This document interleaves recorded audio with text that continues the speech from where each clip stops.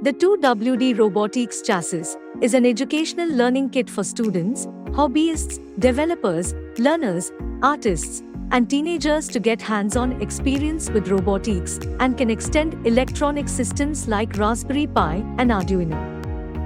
It includes motors, a chassis, and a battery holder. The kit is easy to assemble and disassemble. The main body of the chassis is made of a laser-cut acrylic sheet and can hold two gear motors on either side and a supporting universal caster wheel. This two-wheel robot car has placeholders for different sensors, servos, and modules. And it comes with a user manual and assembly video.